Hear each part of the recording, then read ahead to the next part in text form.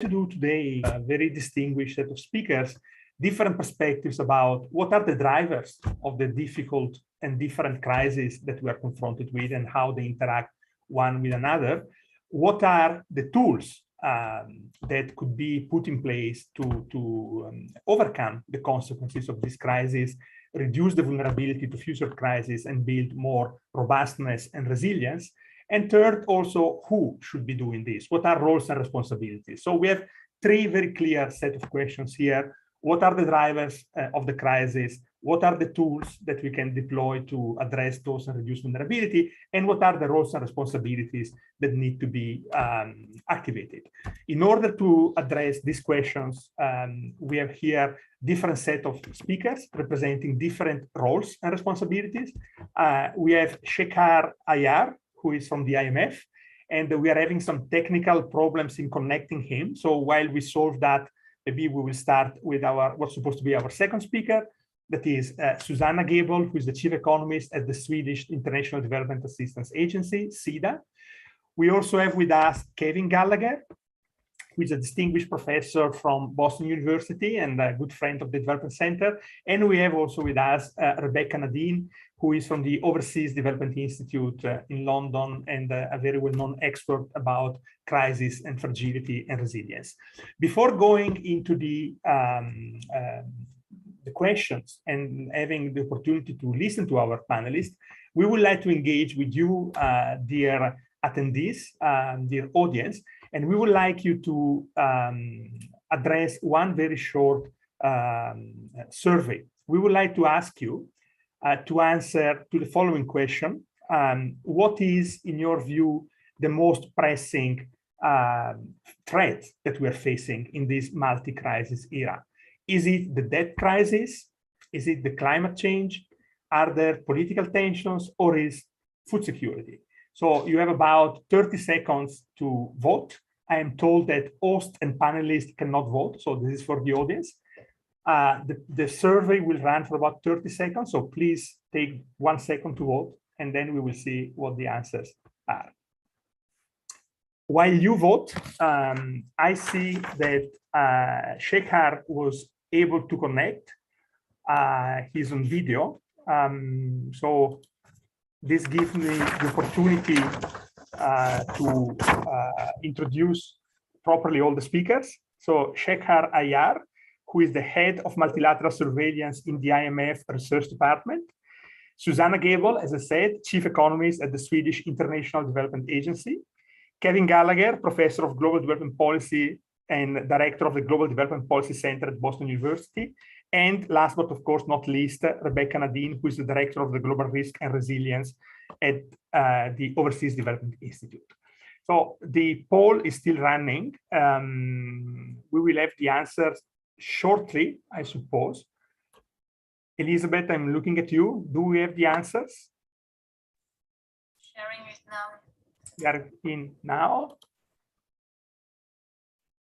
So what we see, somehow unsurprisingly, is that our audience considers that climate change is the single most important threat that we are facing. More than half of the participants identified that as the biggest threat, followed by geopolitical tensions, food security, and last, only 3%, only 2 of our participants think that the debt crisis is a major threat. So having seen these answers, I would like to start our first panel, where each one of our distinguished panelists will have 8 minutes to answer, starting with Shekhar and asking whether he agrees, first of all, with what we have heard from the audience in terms of the threats, but also recalling that in many respects, the IMF is the crisis response institution par excellence. So the crisis response solution to which countries revert when they are in crisis. So from your privileged viewpoint, dear Shekhar, do you agree with what we have heard from the audience, that climate change is the most important threat we face? And more generally, what is your assessment of the current situation and the risks that we face? And what are the threats that you think we should address to put development back on track? The word is yours. Please, Shekhar, 8 minutes.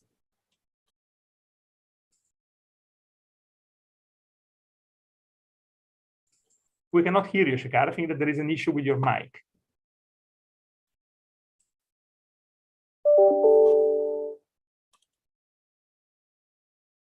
We still cannot hear you.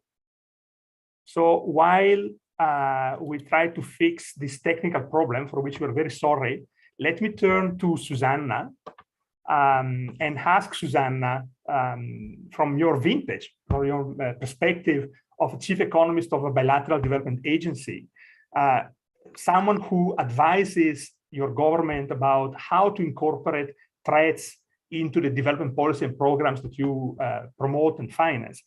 What is your assessment of the current situation, and what are the implications of this current multi-crisis situation for development agencies like SIDA? 8 minutes, Susanna, while we try to get back Shekhar online. Thank you. Okay, well, thank you so much, Federico, and thank you, Raga, and happy anniversary to the Development Center, a very valuable partner of ours. So the fact that we've gone from a very long period of quite extraordinary income convergence between countries to a historic break where countries are diverging, it really deserves urgent attention, and with emphasis on urgent. So while the richer part of the world has the means to soften crisis and recover through investing in new, hopefully green transformation, the poorer countries are left behind. For poorer crisis, it's any crisis. It's not there. You have the crisis in itself. Let's say COVID, but the crisis also trigger and reveals underlying accumulated vulnerabilities, say debt. So they are often in a situation where the recovery is extremely difficult, if not impossible sometimes. So the train is leaving without many of the low-income countries. And as time goes by, the harder it will be to get them on board. So hence the urgency of this agenda. So when thinking about creating a more resilient development, I will mainly talk about it from the perspective of a developing country to complement the other speakers that have other approaches. And I think we need to consider 3 different angles. The first one is that development itself is key to resilience. So let's not dismiss the progress we have made so far. Economic development and poverty reduction, improved institutions and capacity has been impressive so far. So apart from having a value in itself, these aspects are absolutely core ingredients for resilience. So it means that you have the ability and the resources to soften a crisis and to recover from it, and ensuring that people don't fall back into poverty. COVID, not least, has shown that while poverty reduction and development in general went down in all developing countries, the higher income level to begin with, the faster you recovered, also in terms of poverty. So while we should make changes to the system we have, let's not throw out the baby with the bath water. And the second angle is to make the development itself more resilient, of course.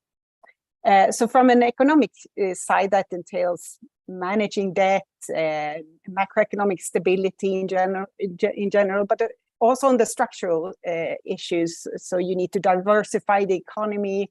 You need to start transforming to a development path that is within planetary boundaries and so on.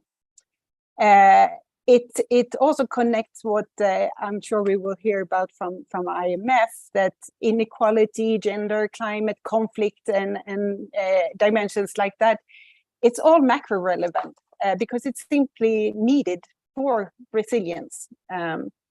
Also, a number of crises were actually created by the richer part of the world, the climate crisis, to name the obvious.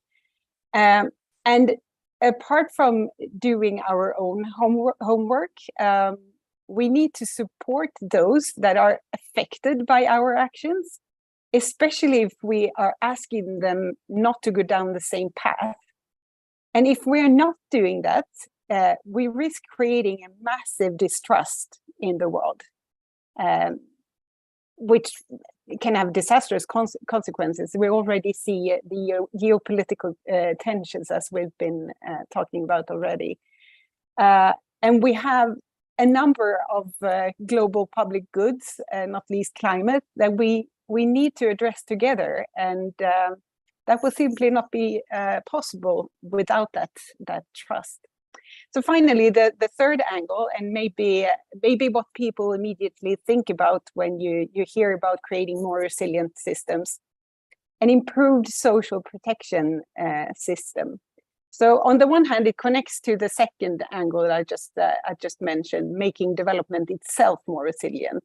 So a well-designed social protection system tailored to the needs and means of the specific country is essential in any major economic transition. It ensures that people who lose out of the transformation, and there will always be loser in any transformation, you ensure that those are picked up quickly and get back into the economy. And Sweden, my home country, built our whole economy on this business model. So think more of social protection as a trampoline than a cushion. On the other hand, it provides also a crisis infrastructure, or a social infrastructure, if you'd like, that is necessary to reach those affected when the crisis actually happens. And COVID clearly showed the importance of this. So no matter how much money you put into the social protection system, the system itself, the infrastructure, needs to be set up so that it's there when the crisis actually happened. And more crises will come, that we know. I'll stop there. Thank you. Okay, no, I think that this was an excellent start, and it's an excellent transition to Shekhar and the IMF, because you, Susanna, basically advocated for looking at the interaction of policies and what happens in one part of the world affecting another part of the world. And in many cases, this crisis we know have been generating outside of the developing world, but the developing world does not necessarily have the assets, the resources, the capacities to withstand. And in some cases, the vulnerability to climate change makes things even worse. So having heard that, I would like to ask Shekhar, from your perspective, first of all, whether you agree that climate change is the single most urgent threat that we should address. And second, what is your assessment of the global situation and the possible solutions to that?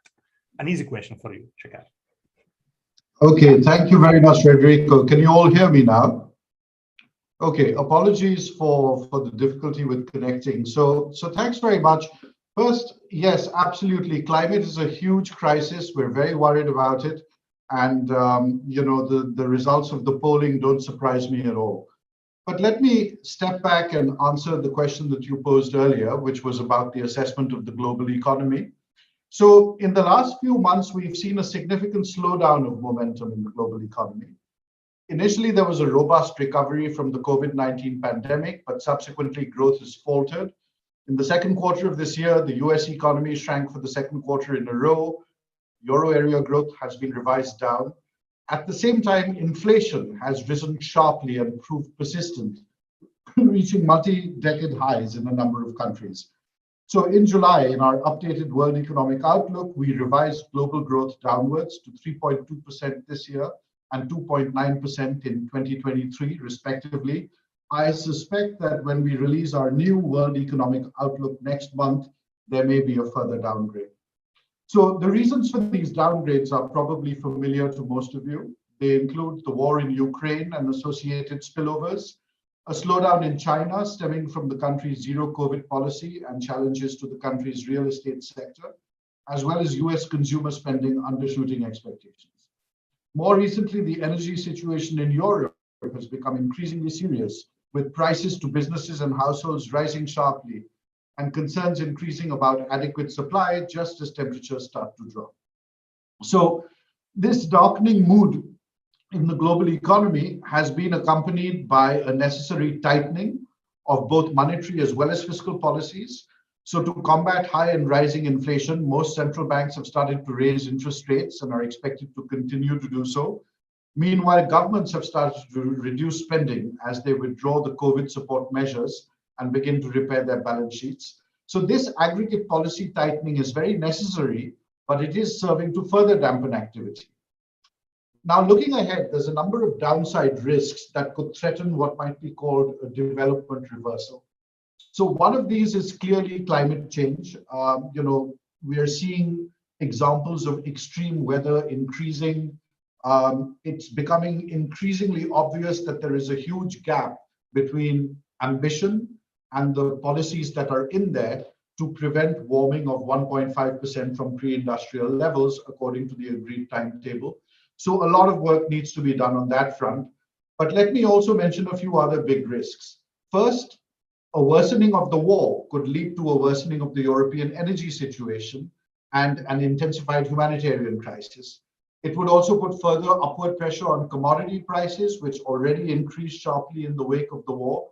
It could reduce availability of critical goods. Note that Russia and Ukraine are key suppliers of commodities like potash, palladium, neon, other commodities which are crucial for supply chains. And then, of course, there's the concern about food insecurity. And this is a serious concern, especially for low-income countries. To give you one example, if you look at sub-Saharan Africa, food constitutes 40% of the CPI index, compared to only 17% in advanced economies. This just highlights the pressing need for global cooperation. Another risk is that global fragmentation could worsen. So the Ukraine war, coupled with the pandemic and pre-existing global trade tensions, have served only to heighten concerns about geo-economic fragmentation. The war was accompanied by increasing restrictions on trade in food, energy, and other key commodities. So any further move towards fragmentation would have sizable negative effects. And this would affect areas ranging from technology and supply chains to payment systems and the international monetary system. More importantly, it would complicate global cooperation in critical areas such as climate change, as well as pandemic preparation to help avoid a repeat of COVID or to prepare for future pandemics. One more thing I should mention is that there could be a larger and faster than expected tightening of global financial conditions. So many advanced country central banks have already raised interest rates. There is more to come, clearly. The tightening has already resulted in a significant depreciation of local currencies against the US dollar, capital outflows from many emerging markets, and reduced access to global capital markets. A further rise in interest rates could exacerbate this. And this represents a particular risk for countries with elevated debt levels, particularly in foreign currency. So one recent estimate we did put 60% of low-income countries at high risk of debt distress, compared to only 1/5 a decade ago. So clearly, if there is an unanticipated and larger than expected tightening of global financial conditions, this could have serious repercussions. Finally, let me just mention that although we've moved on from the acute phase of the pandemic, first of all, there could be a recurrence of the pandemic or other pandemics. And secondly, economic scarring from the pandemic is likely to be non-trivial through several channels. Labor market disruptions could weigh on productivity through reduced human capital. Disruptions to schooling could affect human capital for a very long time. Recent work by the IMF suggests that this could reduce the long-run output by about 3% relative to the pre-pandemic baseline. Moreover, the schooling disruptions have been greater in low-income countries than in advanced countries. And within countries, they have affected poor students more than affluent students with connections to remote learning. And then finally, the pandemic led to very high debt and balance sheet vulnerabilities, and this could result in lower investment, which in turn would reduce capital stock and production. So let me stop there. I've outlined many challenges. I think this is indeed, as the title of the talk suggests, a multi-crisis era, and there's very much for us to be worried about. Thanks. Well, thank you, Shekhar, also for being very disciplined in keeping the time and offering us a great transition to Kevin Gallagher.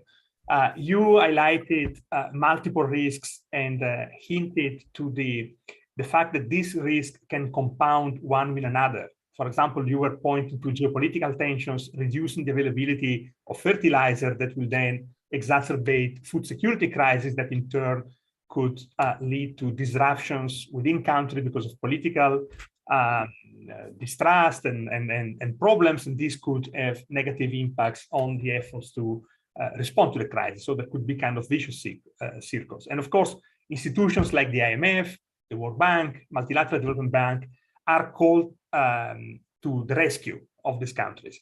And we have here with us Kevin, who has been for many years an observer and a student of the multilateral system. And what I would like to ask to Kevin is whether, first of all, you agree with what we heard from the previous speakers, whether there is anything missing from their analysis that you would like to highlight, and also what kind of new thinking from your work we should bring into this debate to address these multiple crises and compounding crises. Please, Kevin. Well, thanks. It's great to be here with everyone in the audience and my fellow panelists, and happy anniversary to you folks. Over the past 40 or so of those 60 years, the global project of traditional OECD countries has been to globalize the world. And that's brought enormous progress on many levels in terms of connectivity, cultural exchange, and of course, economic growth and poverty alleviation. However, as we're seeing right now, and over perhaps this whole century, is that we haven't spent an equal amount of time embedding a global marketplace in a set of institutions that can guide global markets towards stability and mutual prosperity, or buttress us through tumultuous times like these.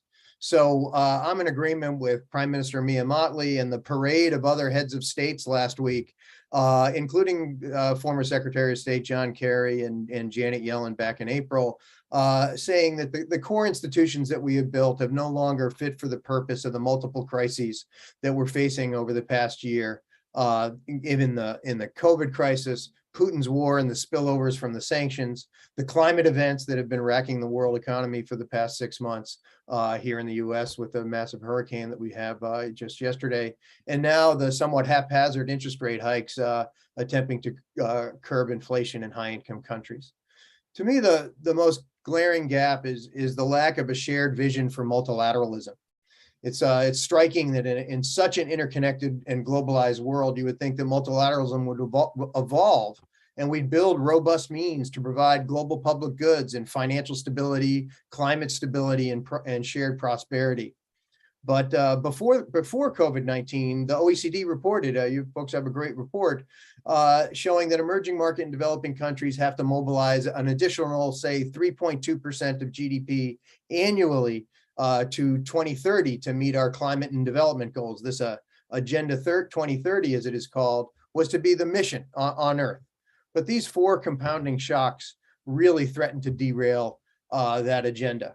There's been a reversal of capital flows, as we just heard, depreciation of exchange rates, a rise in unsustainable debt levels that are leaving some countries spending up to 90% of each tax dollar on external debt service, let alone treating the sick or trying to rebuild from a Durban flood or a Caribbean hurricane. According to the WHO, major gains in fighting malaria, tuberculosis, and HIV have all taken major steps back. Of course, the World Bank has shown that upwards of 100 million people have gone backwards into poverty, and the 55 most climate vulnerable economies of the world have lost 20% of potential GDP in this century alone, just to climate change. So there's four things that really need to happen, and the most important one is aligning the financial system with climate and development goals. The financial system is currently unhinged from financing productive development, and it's inherently unstable, at least for developing countries. The Financial Stability Board estimates that the size of the financial system is now upwards around $500 trillion, whereas it was just about $10 trillion in 1980. However, from 1980 to the present, gross fixed capital formation, which is what is just a way of saying total investment, everywhere except for China, has stayed at 20% of GDP. So we have an incredible financial system, but it's failing to act as an intermediary for productive development. It's feeding on itself rather than fueling a sustainable transition. It's also inherently unstable. Obviously, we have financial crisis and financial instability just every couple of years when interest rates are low, the way they have been for too long after the financial crisis. You have massive, what the IMF called surges of capital flows into emerging market and developing countries. It raises interest rates, causes growth. So countries think they have all this collateral, they borrow more external debt, and then whether it be COVID-19 or the Fed handing out swaps to selective countries, or Putin's war, or interest rate hikes, then there's a sudden stop, currency depreciation, and a ballooning of debt. And that's the world that we're in right now. It's there's more than just 60% of the poor countries. Almost every emerging market and developing country, when the finance minister wakes up right now, is saying, what are we going to do today? Are we going to pay PIMCO? Are we going to pay the China Development Bank? Or are we going to fund the educational program today? And that's the daily choice that so many countries are engaging in. And so we need, at the domestic level, countries need to re-regulate capital markets and re-embed them towards productive and steer them towards productive development in a manner that creates a climate resilience, a just transition to clean energy, and that's socially inclusive. But then we need a multilateralism and an international monetary fund that can help coordinate those capital flows in a way that mitigates the surges and mitigates the sudden stop, so countries don't have to default and go to an IMF program and have to rebuild for a decade. The second thing is that we need to scale up and reform development finance. If we have the proper reforms of the capital markets and the financial markets in place, then development banks can actually provide wind in the sails of a properly aligned economy. Right now, they don't have enough financing, and they're really moving against the wind because they're just operating in poor policy environments and don't have enough firepower. So we need major capital increases of multilateral development banks. And as the G20 recommends, they also need to maximize their lending headroom. Finally, perhaps the most glaring gap in the system is the lack of an adequate and just sovereign debt workout system. And gosh, are we seeing that now? We just released a report earlier this week about for the V20, which is a group of 55 of the most vulnerable climate countries in the world. They face over $400 billion in debt payments in between now and 2028, first to bondholders, then to multilateral development banks, then to the Paris Club, and very lastly to China. Although that's not the way it sort of sounds in the global press and the policy discourse. These countries need new liquidity, they need development finance, but many of them also are going to need restructuring. And usually restructuring puts your development goals and the growth of your economy on the sidelines for a few years until you get better. We can't afford that in today's world. We need to link debt restructuring to climate and development goals. Very lastly, and I'll stop, is we need government reforms. With all due respect, the traditional OECD countries dominate all the global institutions, and we live in a much more multipolar world. And increasingly, it's the countries that need the services of these institutions have the least amount to say. And the way that the heads of these institutions are created, where there's a secret handshake between the Europeans and the United States, where the IMF gets the head of becomes a European, and the World Bank is always an American. That really needs to change. And boy, did we feel that last week when how can the head of the World Bank be the global institution to provide a global public good like climate change? How could the head of the World Bank deny climate change existence? Thanks a lot. Well, thank you, Kevin. You have been spot on in many respects, including timing, 8 perfect minutes. And I would like to bring into the conversation Rebecca. Rebecca, you are in charge of fragility, risks, crisis in a think tank, which is the Overseas Development Institute. You have heard from Susanna, from Shekhar and Kevin about the threats, the gaps in the system, and the possible responses. So the drivers of the crisis, the tools that need to be deployed, the gaps that we need to overcome, and roles and responsibilities, multilateral system, national government, development institutions. From your perspective, what is missing in this conversation? What do we need to do to address these multiple crises?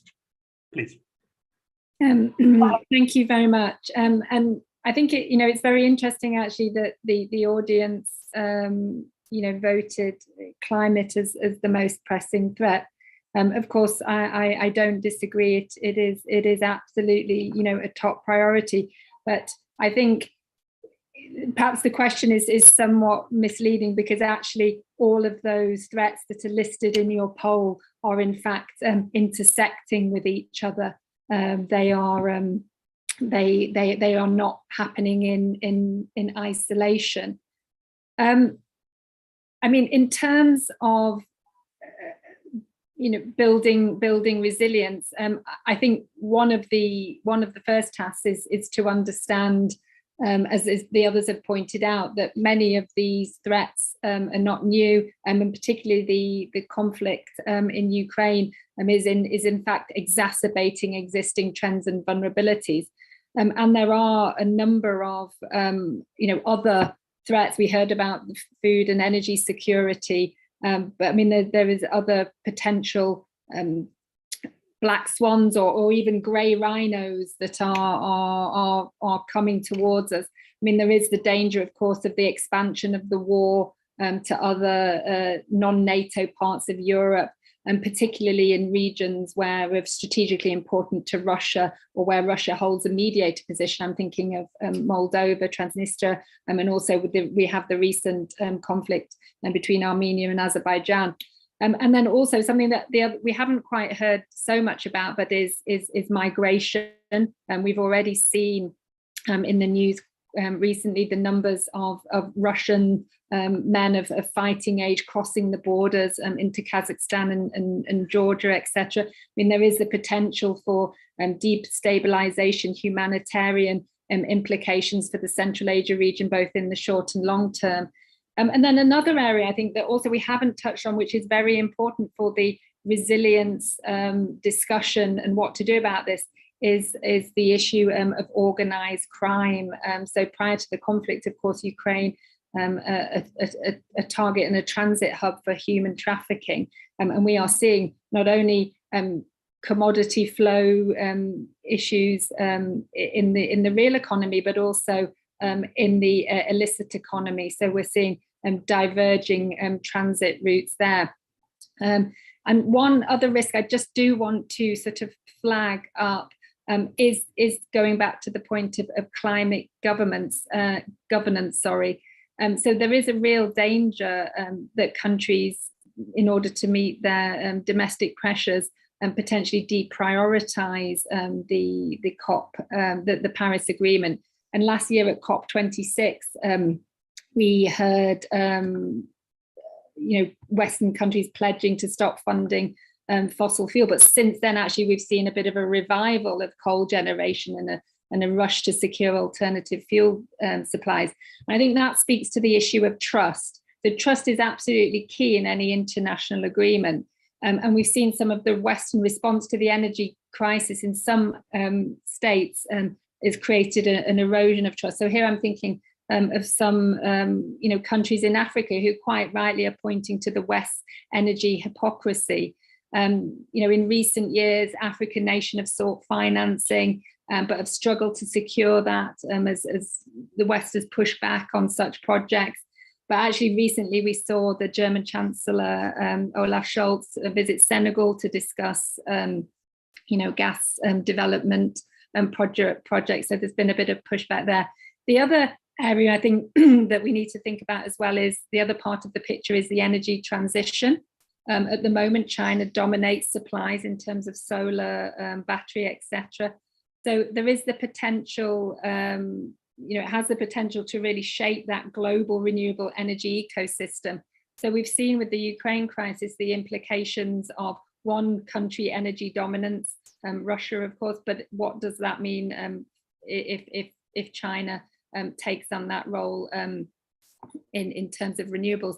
And as well, at the moment, the world, we're trying to push forward for this clean energy development. We think a lot about supply chain risks.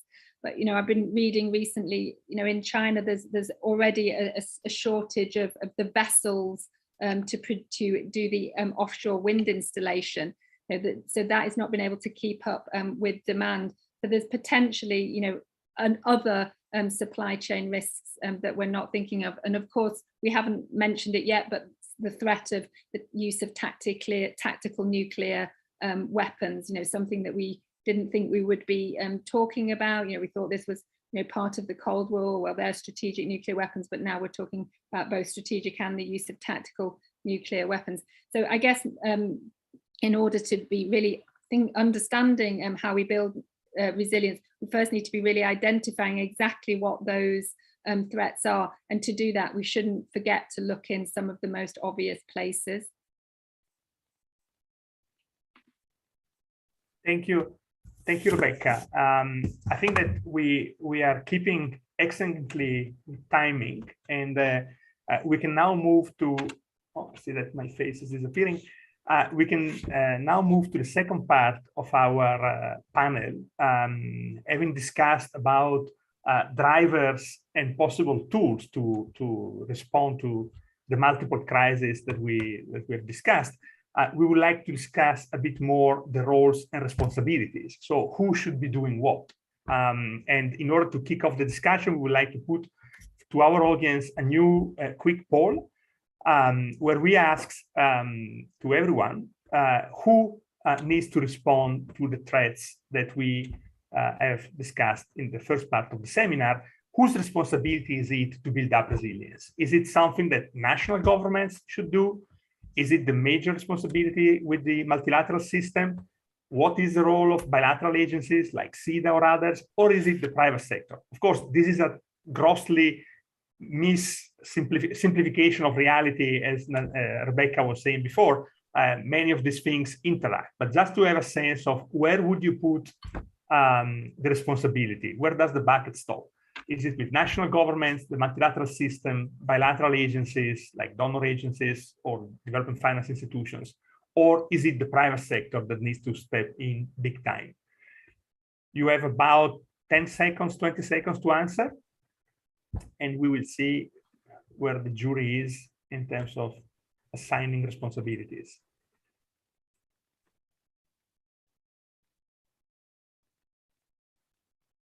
So let's see. Major suspense. And the winner is national governments, followed by the multilateral system.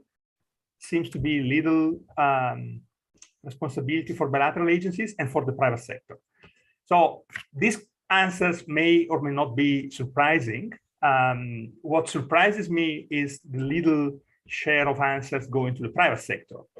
We have heard many times that we need to move from billions to trillions to address the climate crisis, that we need to catalyze and bring in the private sector, that markets are the solution, not governments, that we should let the market do the job. So it seems that here there is a kind of rebalancing, at least in our audience, where they seem to suggest that national governments, hopefully democratically elected, and multilateral organizations, hopefully representative and giving voice to everyone, are the ones that should be in charge of building resilience and responding to the crisis. So let me turn again to Shekhar, asking you, of course, whether you agree or we would like to nuance what we have heard, and to tell us a bit more about what is the IMF doing, what could be the role of the IMF in addressing this very complex situation. Shekhar, please, you have 4 minutes.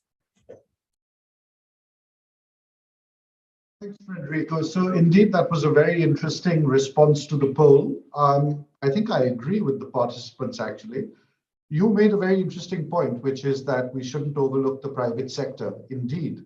But I think it does fall to national governments to create incentives for the private sector to act in a particular way. So especially when it comes to the provision of public goods or to tackling externalities such as climate change, I don't think we can just expect the private sector to go ahead and solve everything by itself. The incentives need to be put in place by policymakers for the private sector to respond in a particular way. And that's why I think the results of the poll were perfectly appropriate.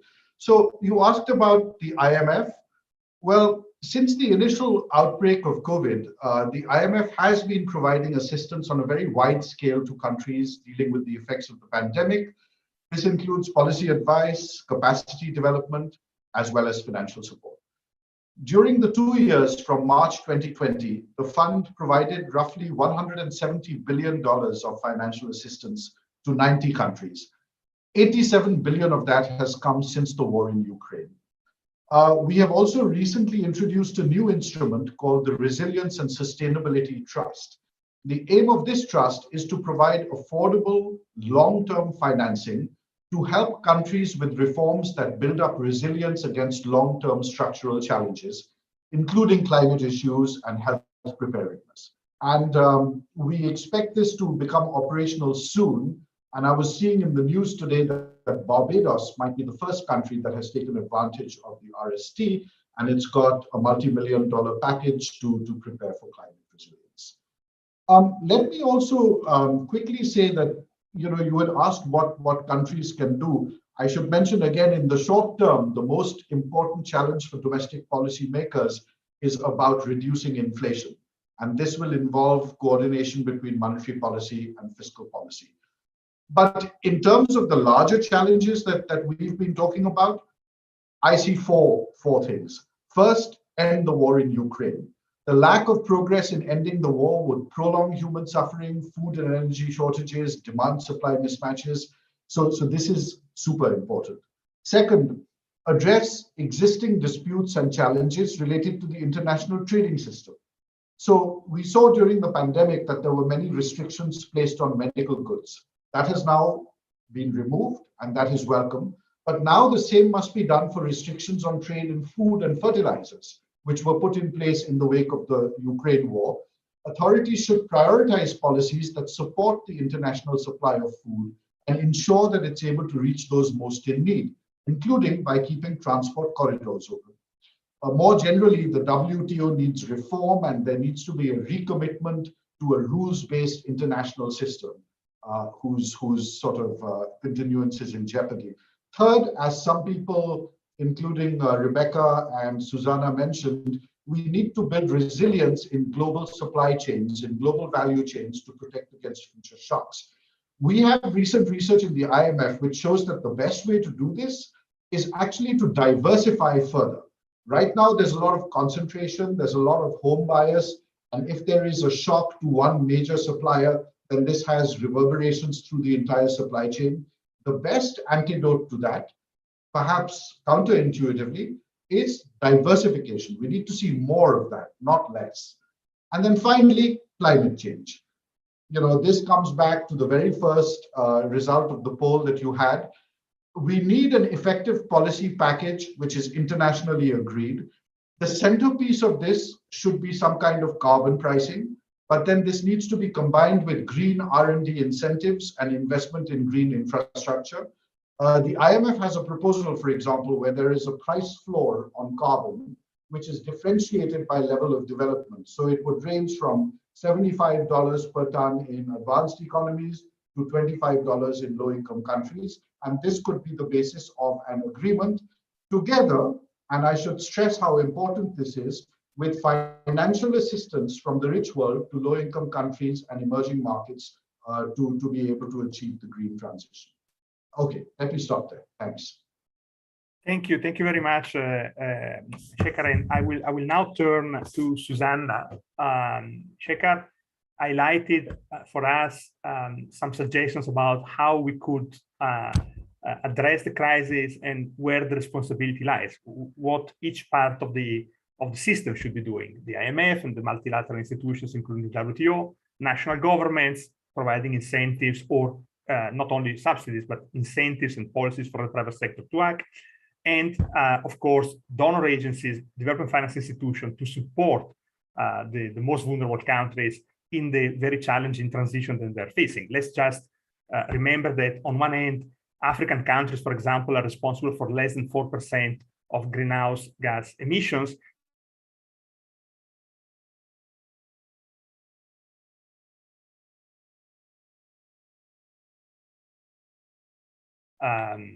Projects, but at the same time, they need to provide electricity for industrialization, for education, for inclusion. So it's a very tough bargain. What is, in your view, the role of bilateral agencies like yours, and what kind of tools do we need to put in place to build and strengthen resilience? 4 minutes to answer this very simple question.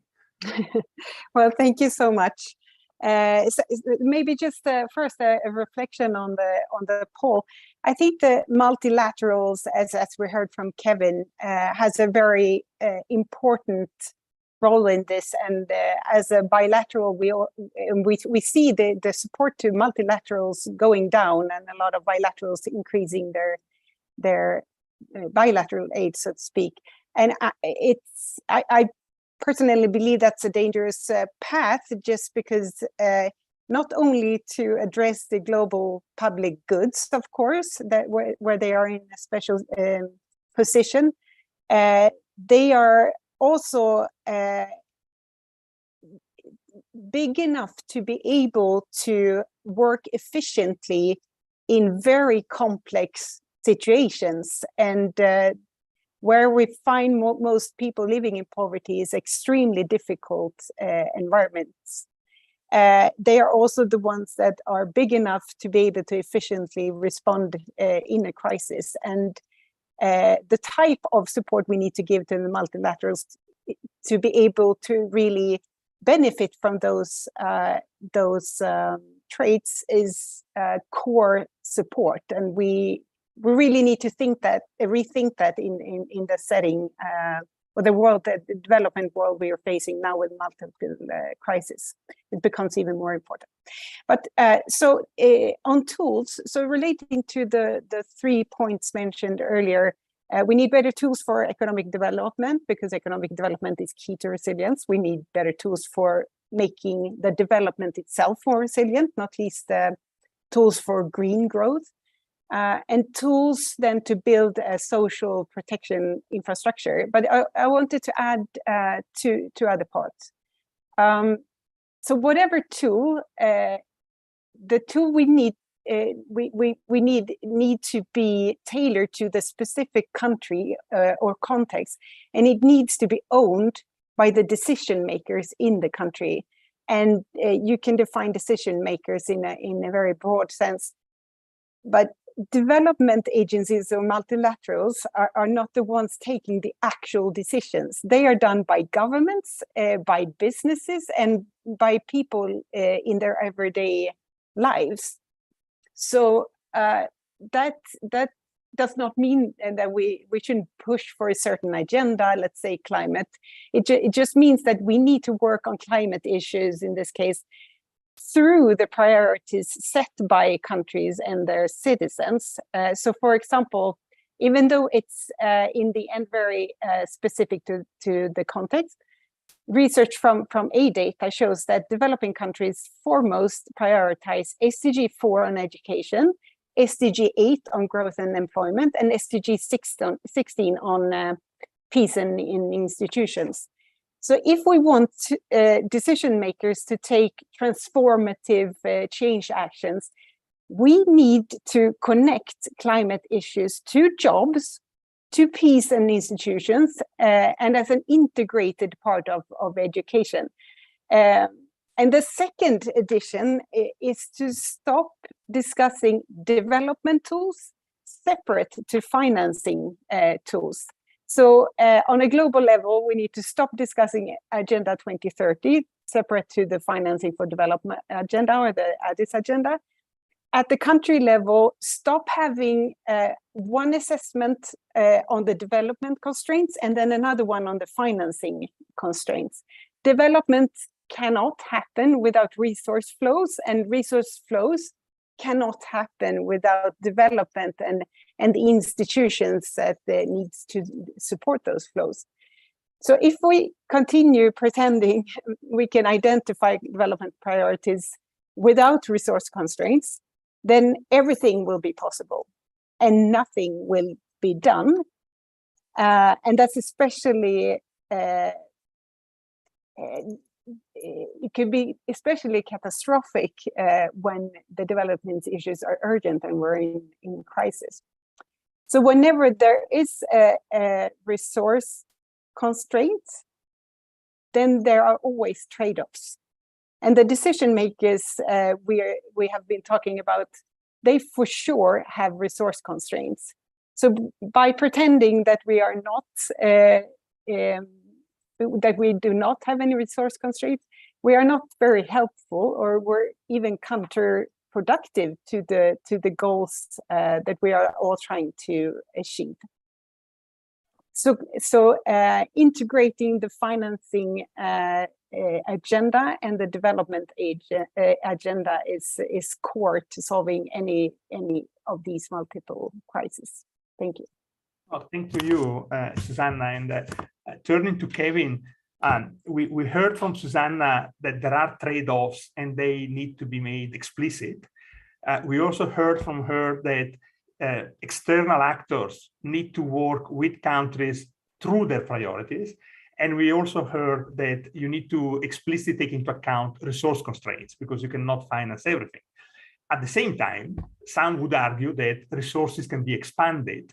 For example, we saw last year that the IMF issued 650 billion of special drawing rights to support the most vulnerable countries, including through the resilience trust that Shekhar was mentioning before. So you have been writing and analyzing these kind of issues, issuance of SDRs, debt, the debt swaps, the treatment of debts. And you have heard different perspectives here. One of the points that I get from your analysis, Kevin, is that structures that were built in the post-war period may not be fit for the 21st century challenges anymore. What needs to change if those structures are to be fit for the challenges that we've been discussed? All that in 3 minutes, huh? Okay. 4 minutes. Well, yeah, I think there's a growing consensus. We heard from Gutierrez at the UN, from Janet Yellen, from just about every head of state last week at the United Nations. Now, there are some who would say we should do away with these institutions. These institutions were incredible. The post-war moment in Bretton Woods and the years following it really created international economic order that was fit for purpose and started only breaking down in the early 1980s and is really at a crisis point now. There's immediate things that we need to do, and then there's more intermediate reforms that need to happen. But like Janet Yellen reminded us all in April, is that when we built this order, it was 1944 in the middle of the war. And so it's not kicking the can down the road on reform because there's a crisis is not the right thing to do. And to the world's credit, like you said, issuing $650 billion worth of special drawing rights and creating a resilience and sustainability trust is an incredible act of multilateralism in a crisis moment, and the creation of new instruments and institutions on the fly to attack the problems today, and we need a lot more of that. I would agree with our friend from the IMF. Number one, we have to stop this war, and number two, the high-income countries that are struggling with inflation have to stop inflation. But the crisis is that there isn't a multilateral approach to this, right? Who's minding the store about the knockoff effects to the developing world? All they can do is sit there and cross their fingers. And when things just get so bad, they reluctantly have to crawl to the International Monetary Fund. And that's not a global financial safety net for the 21st century. And so on the immediate term, many of us are saying three things. And in the background is, taking from these OECD studies, is that there needs to be a global project of domestic and international resource mobilization to rebuild the world economy for the 21st century, a world economy that's low carbon, that's climate resilient, that's socially inclusive, and that can react to a globalized, interconnected world that will inevitably bring shocks all the time. That's our project. And you know, if this crisis throws that project to the side, that only means that more crises will happen, because these crises are a function of a lack of a resilient, a low carbon economy and a multilateral system that can't react and can't work together to be able to put these fires out. So immediately we need more. We showed that SDR issuances can happen. We need more of them. Prime Minister Motley says we need one like we had every 5 years. And I mean, every year for the next 5 or so years, coupled with recycling mechanisms like the RST, because as we know, the SDRs go to countries that largely don't need them, and they need recycling. Number two, we need a massive capital increase of the multilateral development banks.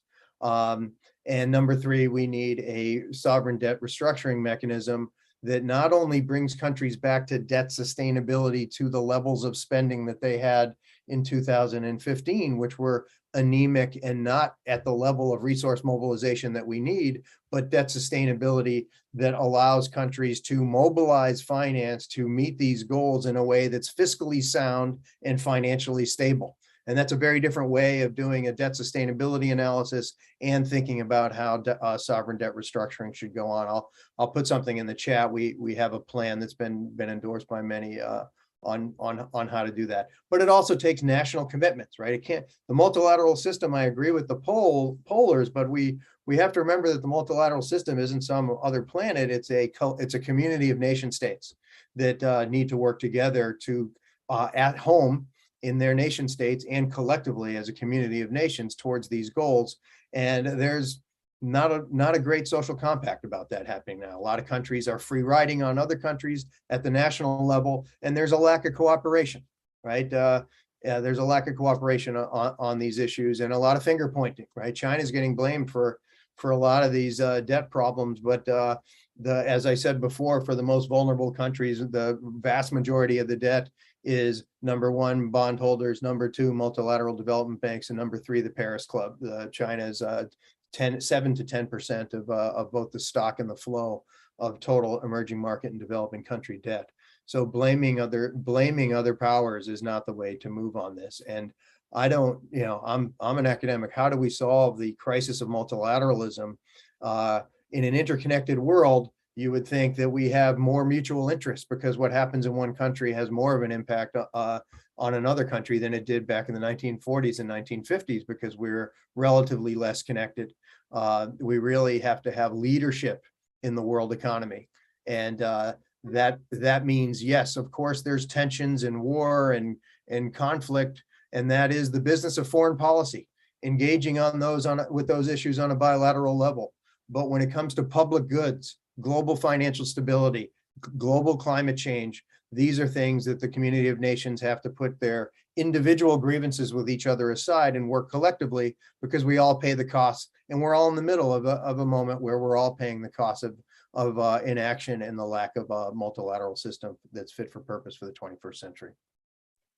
Thank you, Kevin, for these thought-provoking reflections. And let me move immediately to Rebecca.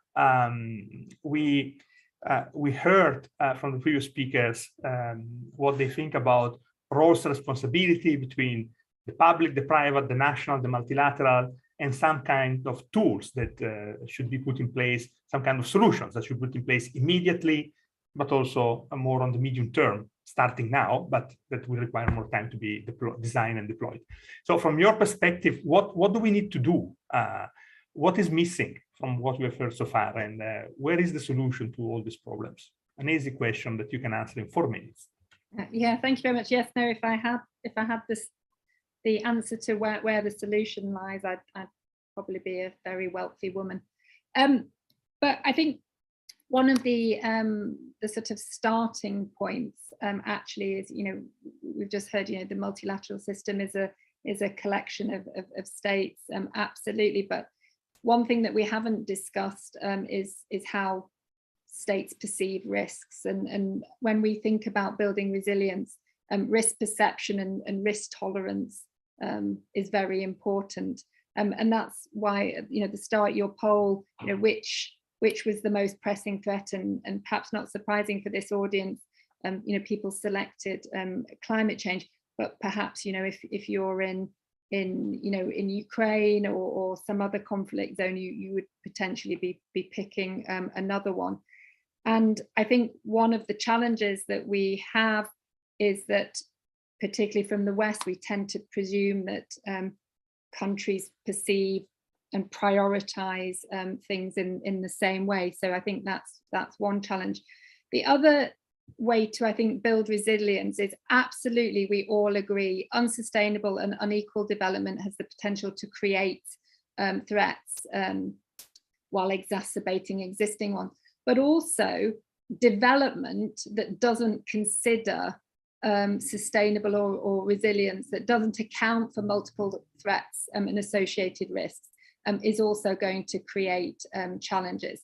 So I think we also need to start with a better understanding that a rational starting point for us needs to be an innate acknowledgement, if you will, that our own framing and our own subsequent responses to some of these threats is also generating, in some cases, positive feedback, in others, negative. So, you could apply that if you drill down, to some of the triggers and causes of the initial invasion by Russia of Crimea back in 2014. But, thinking about climate, for example, ODI has done quite a bit of research, and we look, for example, at REDD+ policy in Myanmar. So this was aimed at mitigating climate change by protecting the forest.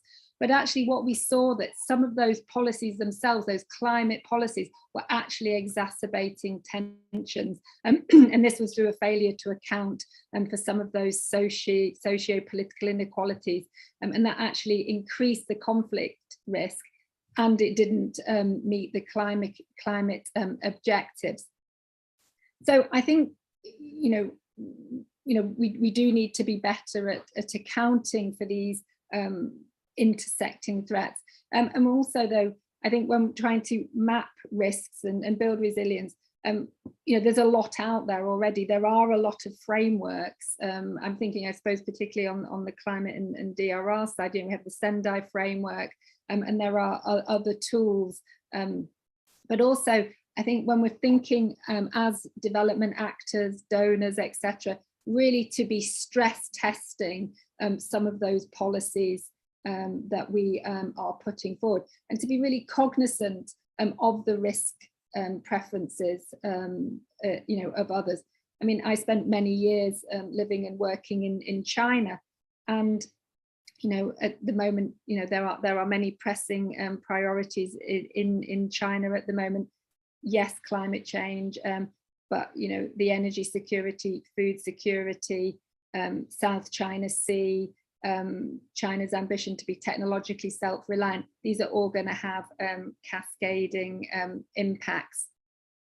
And I think one other point when we talk about managing risks, we do need to think about who gets to decide what's an acceptable level of risk for whom. At the end of the day, yes, deciding on acceptable levels of risk, it becomes the responsibility of national governments, of their scientific advisors, and all the different multilateral institutions doing the technical evaluations, mapping political considerations, etc. But we also need to take better into account not only how governments prioritize risk, but ultimately whose responsibility is to manage and bear the risk. And many times we see, particularly for those in many vulnerable communities, it is falling on the individual. So I think in order to build resilience, there also needs to be a bit of a reflection on our own development programming and planning as well. Well, thank you, Rebecca. Thanks to everyone. I think that we had an excellent exchange of views here, and we're coming to the end of the panel, and so we are opening up to questions, and we are very lucky because we have with us Andrew Wilson, who is the head of global policy at the International Chamber of Commerce. And we were discussing before the role of the private sector and how public and private should interact. So I would like to bring in Andrew and give you, using my privilege as the moderator of the panel, I would like to give you the opportunity to intervene and to share with us the perspective of the International Chamber of Commerce. Maybe in 3-4 minutes, if you can, sharing some of your thoughts and addressing maybe a question to our panel. Andrew, are you with us? I am with you. Excellent. I'm not sure if you can see me. I'm not sure whether the camera's working, but hopefully you can hear me loud and clear. We can hear you. We cannot see you, but it's fine. I think you have muted yourself now. Oh, excellent. Sorry. And now you can see me, the magic of technology. Many, many thanks, and obviously happy anniversary to the OECD Development Center. We're a global institution that represents something in the region of 45 million businesses in 150 countries. So my comments come predominantly from that business view and what we see at the intersect between business challenges and particularly multilateral governance. First of all, we certainly very much agree with, I think, each and every one of the panelists, and particularly Kevin, on some of the downside risks we see in the global economy today from a private sector perspective. But in particular, the gap we increasingly see between the problems that bind the world and bind us all as a result of globalization and the ability of multilateral institutions to respond effectively in a modern and coherent way. And if I can perhaps just turn around the second polling question, I think our view very much would be if the responsibility of national governments is to protect each and every one of us, then given the multilateral or the globalized nature of the threats that now face us, they need to invest much more heavily and much more coherently in multilateral governance reform. Just 2 points I want to pick up on very, very quickly. The first, I think Susanna mentioned in the first part of the panel discussion, the notion of solidarity. And one thing I do want to stress, from a business perspective, the notion of solidarity, I think, is increasingly vital, or rather global solidarity. I think it's often seen as a rhetorical device or something to talk about international development or sustainable development.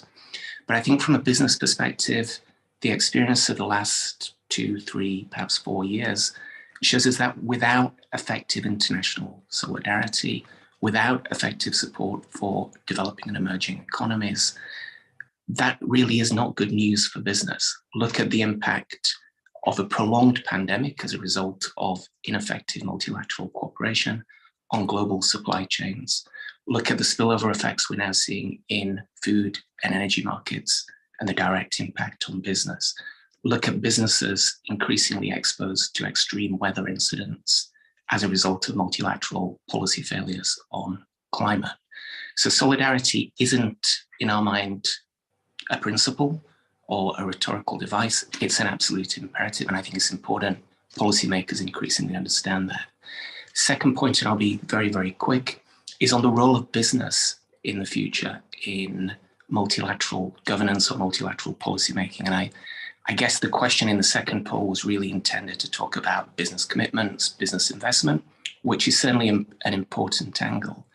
But we think increasingly there's a role for business as a constructive partner of governments and multilateral agencies in actually shaping the multilateral or international response to global crises. Some of you may have heard last week the UN Secretary General, Antonio Guterres, very graciously giving ICC and particularly our Secretary General, John Denton, the credit for ideating and shaping the flagship Black Sea Grain Initiative to restore agricultural trade with both Russia and, very importantly, Ukraine.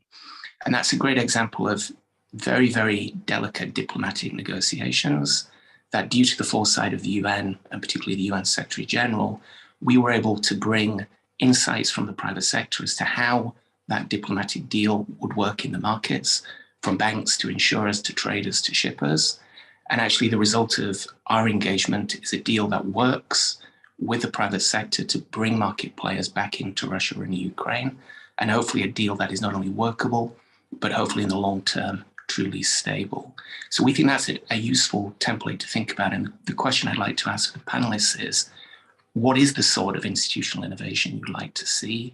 And specifically, do you see potential for new forms of multi-stakeholder governance or other forms of engaging both the private sector and civil society to enhance multilateral governance and build resilience in an interconnected world? Thank you again. Thank you, Andrew.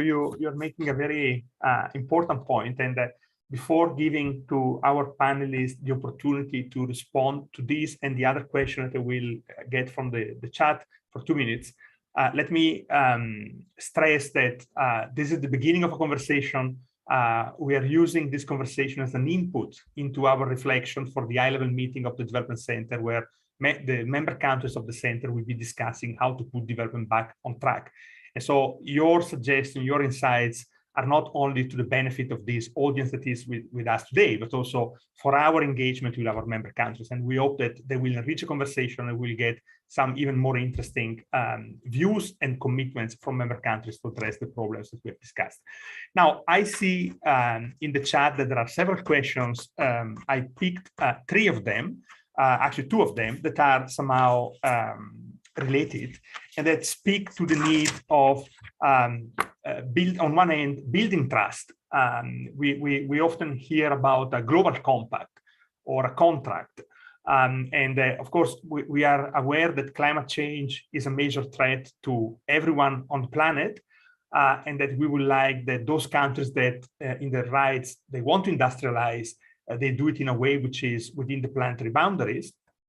So the key question is, how can agencies and multilateral system help build the trust with developing countries that promises will be kept? And so if countries decide to follow a certain decarbonized development path, there will be financing, technology, market access, debt treatment that is coherent with this objective. So I think that is a very important question at the core of multilateralism.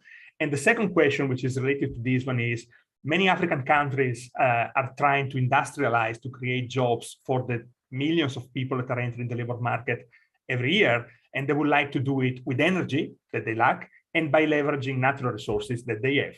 But this may not be seen as coherent with the objective of climate policy. And so the question is the multilateral system taking into account sufficiently these legitimate objectives of developing countries, and how is the multilateral system working with developing countries to achieve these near-term objectives, but also the long-term objectives of a decarbonized development within the planetary boundaries? So we have here 3 questions. Those that we heard from Andrew related to a system of multi-stakeholders informing the multilateral response, a question about building trust with developing countries, that if they follow a certain path, there will be a coherent response from the north or from the richer countries. And the third question about how can the multilateral system reconcile the legitimate sustainable development objectives of countries with the global climate agenda. I would like to go maybe in reverse order, if you allow me, and start with Rebecca, with Rebecca, moving then to Kevin, then Susanna, and concluding with Shekhar. We have about 12 minutes, so like 3 minutes each, and then we will close the seminar. So Rebecca, would you like to give some talks to these questions or add anything to what we've already said? Thank you very much. Yes, I mean, as I said earlier in my first intervention, I think the building trust point is very key. I think the response of many Western countries to secure energy supplies has, as I said, also created some mistrust. And I think in this instance, we need to be as well acknowledging what we mean by multilateral institutions as well. So there are many institutions, for example, that China is putting forward. So we've had the recent visit by Xi Jinping to Uzbekistan for the Shanghai Cooperation Organization. So there was a lot of discussion about energy security, about building new infrastructure, pathways and so on.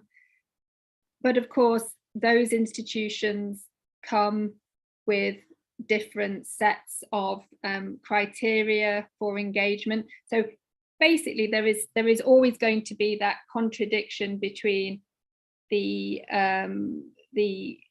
worldview. I suppose it speaks earlier to my point on risk perceptions and priorities.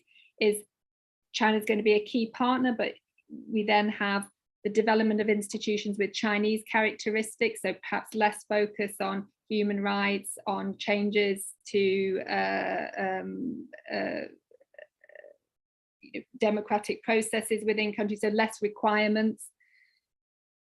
How does that sit? So I guess what I'm trying to say, in sort of trying to be diplomatic, is there are a lot of very hard questions that we need to ask. We need to move away from sort of saying multilateralism is the way to go. It's all going to work out if we all play nice together, and the climate change is a global challenge and we all need to work together. We've already seen from the audience that the social contract is to the national government, and national governments will always seek to address national security interests. So I guess what I'm trying to say, perhaps not very articulately, is that we need to get real. We need to get realistic about how countries are prioritizing the demands of the people, what multilateralism look like with the different big players involved in it. And are we okay with that? Are we really willing to compromise and sit down with China and come to agreement on what some solutions could really look like? Otherwise, we're just tinkering around in a sort of utopian ideal of what we hope the world might be. Thank you. Thank you for this call to be real and realistic. Kevin, can we? I'll echo, we have to get real. The advanced countries or the high income countries need to lead by example, and we need to reform the institutions to give more voice and representation to the rest of the world so we can all have equal say. And that we really have to build underlying trust. All of us are from the global north, but if you talk a lot to folks at the global south, they look at the world and the way that we've acted over the past 3 years in a very different way. If you think about the COVID crisis, we all vaccinated ourselves, and as our friend from the IMF said, then put in export controls to keep all of that here, and we let the rest of the world, especially the global south, treat the virus through infection and death. Number two, we have the war in Ukraine, a terrible war, and it is great that the global north is moving to put this out. But they look at that and they say, well, gosh, Pakistan is 1/3 of the country is underwater. Where's the global community there? Haiti has been racked with earthquakes and hurricanes and political strife, and where's the global community there? That's they see a lack of trust where we all come to the rescue for ourselves, but we don't we don't help them. In terms of the economic crisis that we have now, right? We had OECD countries spent trillions of dollars. I think the OECD estimate is something like $16.4 trillion of fiscal support to go through COVID, whereas and because of that caused so much capital flight to all that safety and certainty. But in the case of the emerging market and developing countries, they go to an IMF program and they have to do the opposite. They have to have fiscal consolidation and adjustment. And obviously, in terms of climate change, the historical emitters are mostly in the north, and we cause the problem. We're not doing much to change it ourselves. Europe is in the lead. But here in the United States, we take 1 step forward and 2 steps back, and the world isn't even giving the small $100 billion, which, according to OECD numbers, is just a drop in the bucket, anyways. And so, if you look at that, that's where all this mistrust comes from. And one, we have to lead by example, and two, we have to open up the multilateral system to be more inclusive and have more voice and representation. And like we just heard, the Chinas of the world have to be part of this conversation. When it comes to global financial stability and climate change, they are actually responsible stakeholders on this, but they're being demonized for other policies that they have, which should be shunned and should be conversations about constructive foreign policy. But we need to work together on providing global public goods. We're all paying the price. Thank you, Kevin. Susanna, what is your take on the questions, or anything you would like to add? I can start by just agreeing very much with both Rebecca and Kevin. Thank you for those your comments. I think it's extremely important that we start getting real, and with that have more of a transitional thinking on both development issues and financing issues integrated. We of course, there is another trade-off. If you look at the low-income country, that stands for 0.4% of the accumulated emissions of CO2 emissions. Then when you look at the high-income country, that stands for 46%.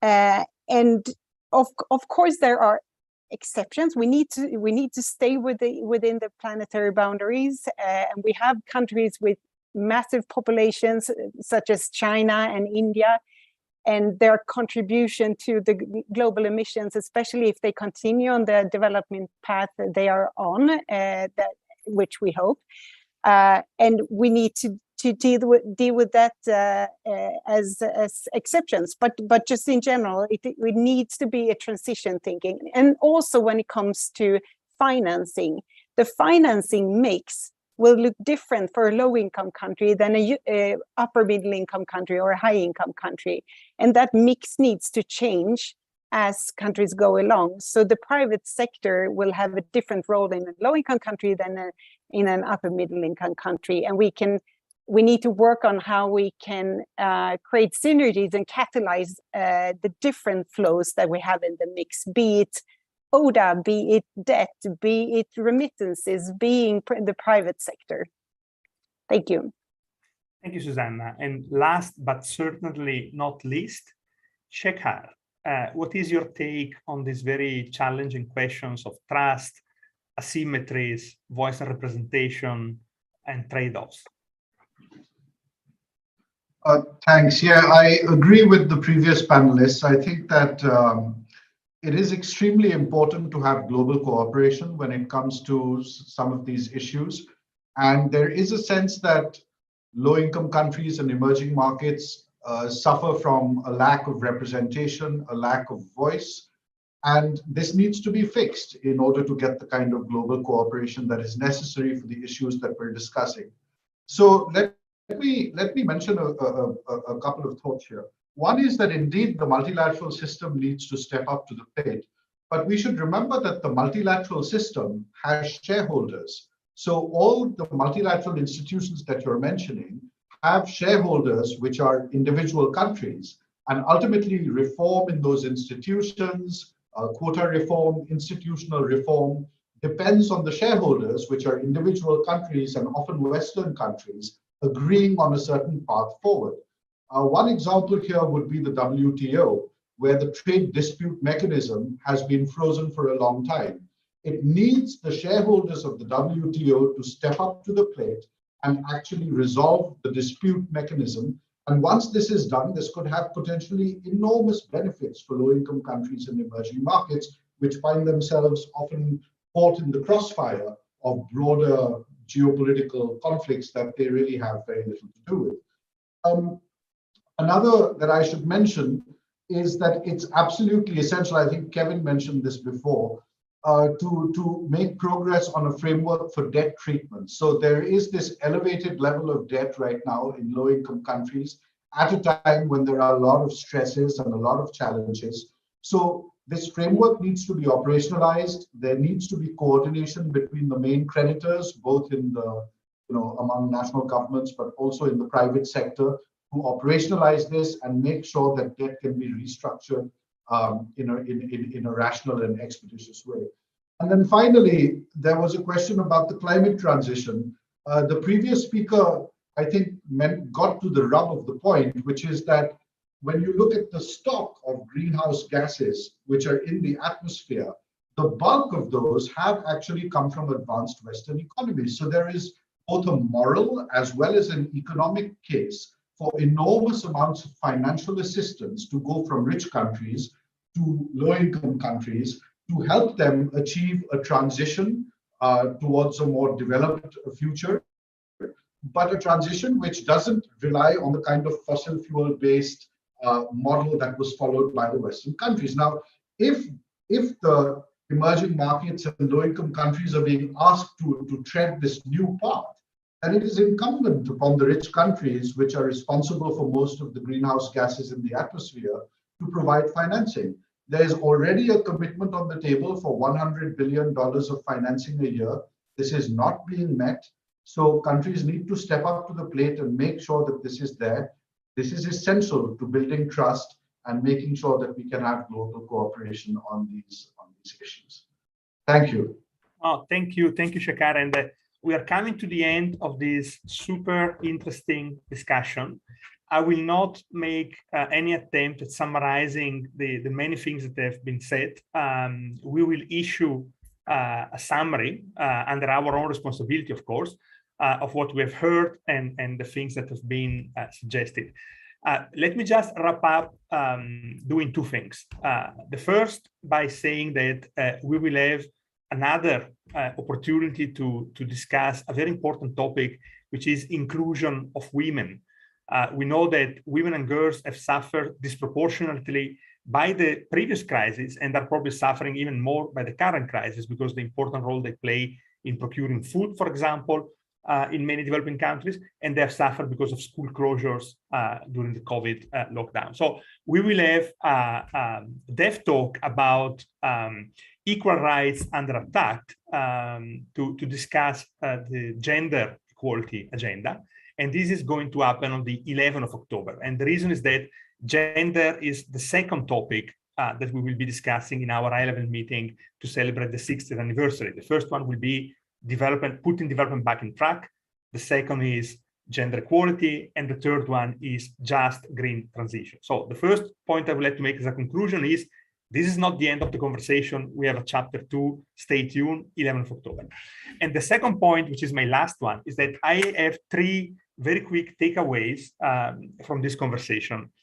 The first one is that all the speakers seem to agree with what Adam Tooze qualified as a polycrisis, meaning not only multiple crises happening at the same time, but crises that reinforce each other and when risks can lead to additional risk. And so the whole is actually more than the sum of the parts.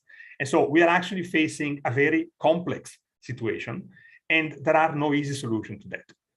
Second point, second takeaway, still, despite all this gloom, things can be done. We heard here one important example.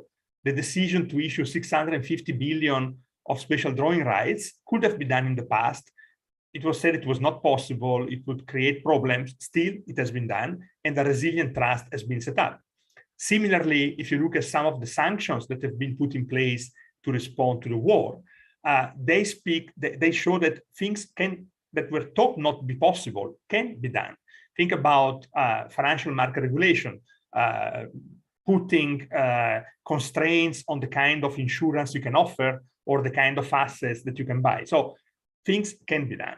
The third point is that, as many of you said, we need to get real. We need to realize that there might be differences in values and differences in interests, but multilateralism is about sitting around the table, taking account of those differences and trying to find solutions for the common good.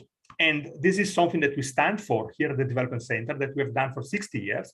This was the wish of President John Fitzgerald Kennedy when he proposed to create the Development Center. And this is what we're going to do for the next 60 years. And then we start on the 24th of October with our high-level meeting. With this, I would like to thank my great panelists, all of you that stayed with us 4 minutes more than what was supposed to be. But I think that it was worthwhile. And with this, I thank you and I say you hasta la vista. Goodbye. Thank you. Thank you so much. Thank you very much.